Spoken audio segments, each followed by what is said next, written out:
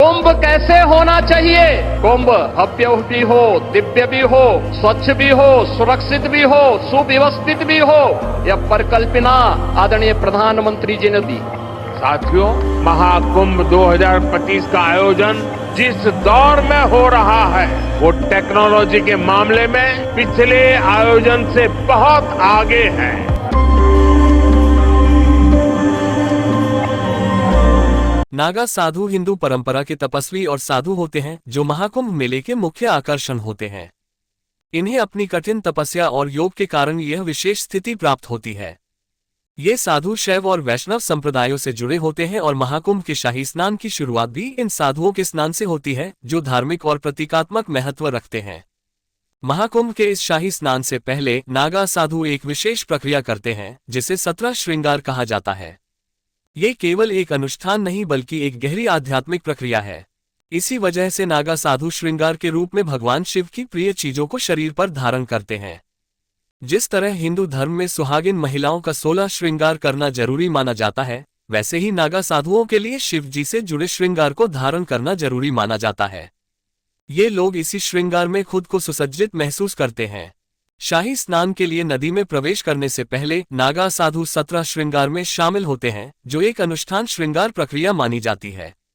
इस प्रक्रिया के प्रत्येक चरण का वैदिक परंपराओं में निहित प्रतीकात्मक और आध्यात्मिक महत्व है।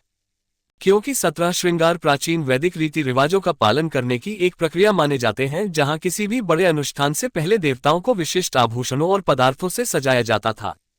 नागा साधु, जिन्हें महाकुंभ के दौरान दिव्यता का अवतार माना जाता है, अपनी दिव्य स्थिति का सम्मान करने के लिए ऐसी ही परंपराओं का पालन करते हैं।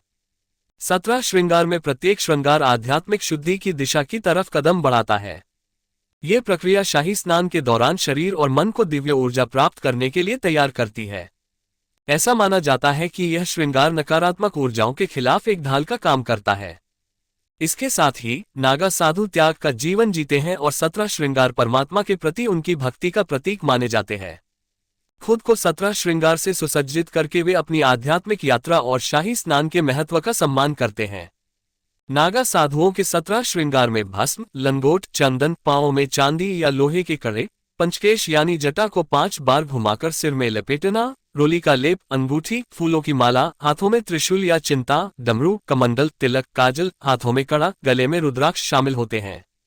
शरीर पर भस्म लगाना पवित्रता और संसार से मोह मुक्ति का प्रतीक माना जाता है।